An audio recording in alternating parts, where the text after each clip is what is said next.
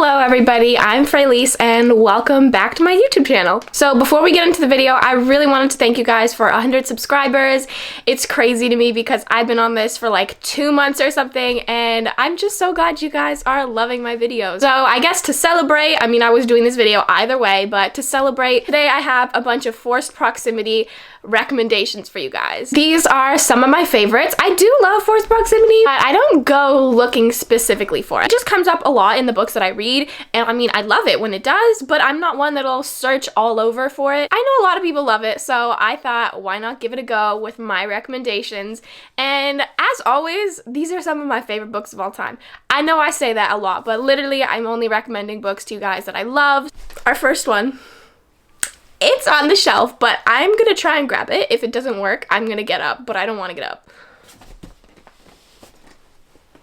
I'm gonna have to get up. Our first recommendation is Credance by Penelope Douglas, and I'm annotating this. I've read it before, don't worry. I loved it, 5 stars. I recently got it in paperback, so I've been annotating it, and look how pretty that is. My first time annotating something, so if you could keep your comments to yourself, it'd be appreciated. I don't have too much faith in the way I annotate quite yet. So yeah, I'm annotating it. It's going super easy. This is such a good book to annotate, honestly. But I had to recommend this one because to me, this is literally the epitome of forced proximity. So this follows Tiernan, whose parents love each other a lot and don't really love her, honestly. And they end up committing suicide and she's left to deal with all the stuff they left behind. And out of the blue, out of nowhere, her dad's stepbrother, aka her step uncle, right, phones her and is like, hey, just so you know, like we were in the will, if you want, you can come live with me and my sons in Colorado. And she's like, you know what?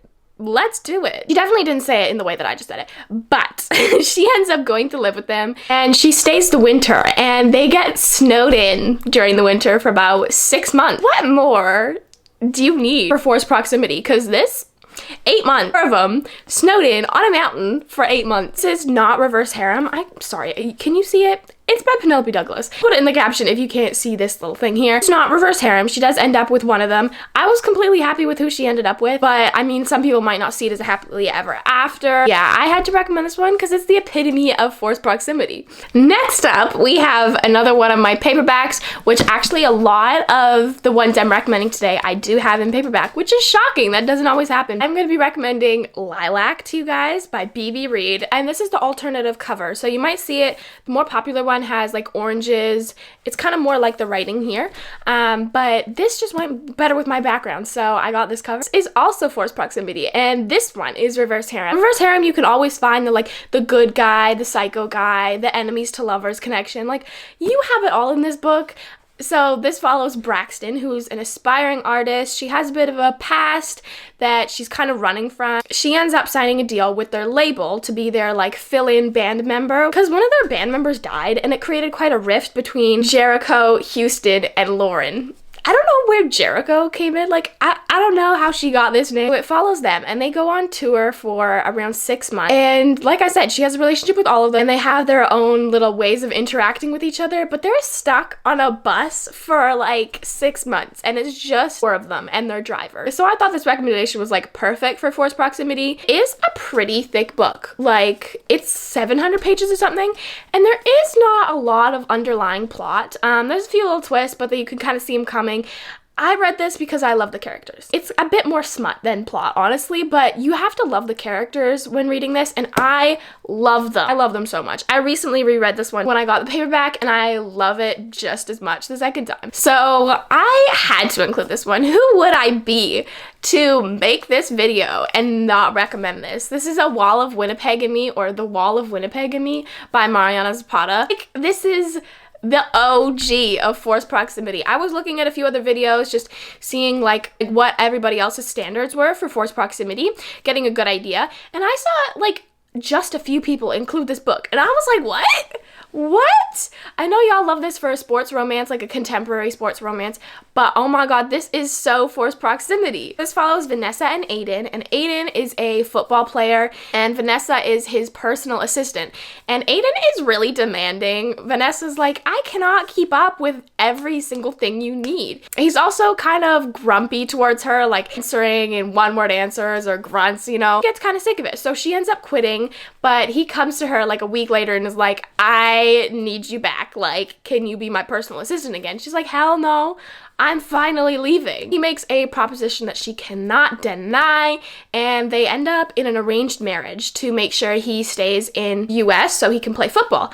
And yeah, they move in together. I think part of the like clause of their arrangement was they have to be married for at least a year. And I mean, you guessed it, they end up falling in love and get married for real, for real. The spice comes at the 90% mark. I shit you not. So if you can, I do really recommend reading this in audiobook. Listen to it on Scribd, and it's 16 hours. It's a thick one, but it was so much better than reading it on Kindle because I would have never gotten through it. Kind of along the same lines, a little darker though, we have another arranged marriage. I can't keep this book in book still, which is The Finisher by Runyx. Y'all know I love Runyx. I love the Dark Verse series. This is the 4th book in the Dark Verse series, and I mean, I love it. This is between Zephyr and Alpha, and they actually met when they were younger. They met as kids. Alpha had something happen to him that was really traumatizing, and he forgot a lot of their friendship.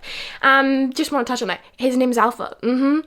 And he fits it. He fits it. So like 10 years later, and she proposes to him. Like, she has a proposal, right, of a marriage that would benefit them both. So yeah, she moves in with him into this like gorgeous, aesthetically pleasing house in a jungle kind of, and his dogs, man. So yeah, they have the perfect kind of like tension thing because he's trying to avoid her. He still doesn't remember, but she's like, just love me, you know? So they obviously end up falling in love. Don't know why I keep saying that. All of these are HEA. All end happily unless I specify. On my channel, everything ends in a good way unless I specify. There's only one book that I can think of right now that didn't end in a good way.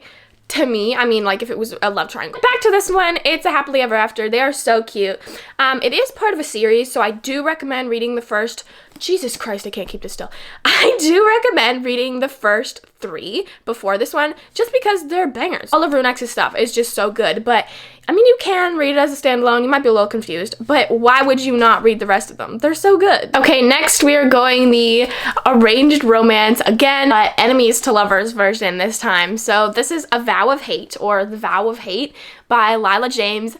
I just read this one in February. It was a fucking banger. I'm literally obsessed with it. This follows Juliana and Killian, and Killian was kind of engaged to her sister. Her sister and her are involved in a car crash, and only Juliana makes it out alive. So they now have to get married. They are in an arranged romance, right? So I don't know why I keep saying arranged romance instead of arranged marriage, but basically that her sister is dead, Anna has to take her place, and so her and Killian get married at this gorgeous kind of gothic castle on an island. She's still healing from the car crash. It left her physically disabled, but with a lot of trauma as well. He absolutely hates her. As to him, she's the reason the love of his life is dead, right? Really got that enemy stuff. And I'm talking to like the 80% mark. There is a huge plot twist about 60-70% in.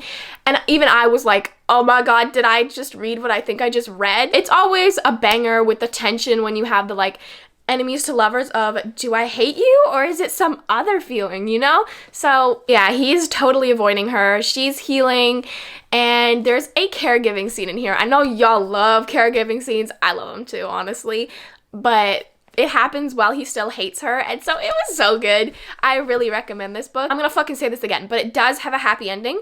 You may think like, oh, it's a little forbidden that he's fallen in love with her sister, but bitch, there's a plot twist, and I'm not gonna say no more than that because I really don't want to give it away. This was a banger. Okay, and next we're gonna go with one I just read a few days ago. I was raving about this on my Instagram. Links down below, by the way. You can go follow me there. This goddamn book. So this is Easy for This Girl by Hazel Grace. As soon as I saw the tropes for this, I was like, oh my god, I need it now. So this is a friends to enemies to lovers, second chance, forced proximity, workplace romance. So, you know, if that didn't convince you, I don't know what will. This follows Cal and Lainey, and they meet at their summer vacation homes. They kind of have like a friendship over the years. Lainey is a little more grumpy, and Cal has to be a little more sunshine because Lainey is so grumpy. So instantly I was like, oh my god, I love this dynamic. They become friends, they send each other letters over the years and turn into text messages, and they're literally best friends. But something ends up happening because Cal's dad is super powerful, like fuck him. I'm not gonna give it away, but Cal is sent away and loses contact with Lainey, and Lainey is pissed, but he ends up making it to her about like a few months later and is like, I'm in love with you, I don't want to be just friends. And she's like, me too. And it was so emotional.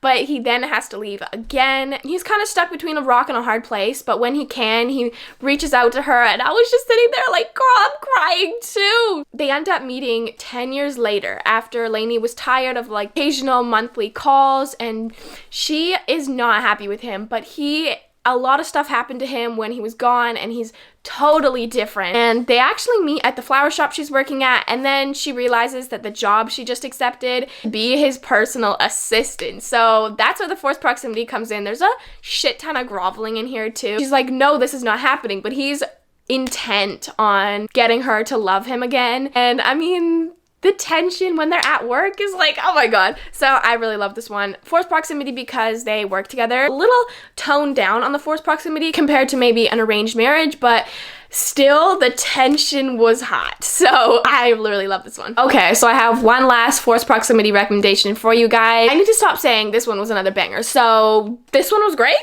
Jesus Christ. I just had to check this because for some reason I want to call Heroine in this Lennox, but I'm confusing their names. So this follows Phoenix and Lennon. They are once again friends when they're younger. Lennon is a little more closed off. She doesn't really want to open herself up, but you know, Phoenix slips in a little, and they kind of have like a semi-relationship, but they're both like wary, and Phoenix knows that he's trying to make it in the music industry, trying to get out of their town. They do end up having feelings for each other, and then he has to leave. Yeah, so 4 years later, his life is kind of going downhill pretty quickly. He is really wrapped up in the rock star lifestyle, and Lennon is called in because his label and his friends think she's the only one that can keep him under control. So she agrees to a contract to kind of watch over him, and she's not with it. She's like, I don't want to be doing this, but I have bills to pay. She tours with them.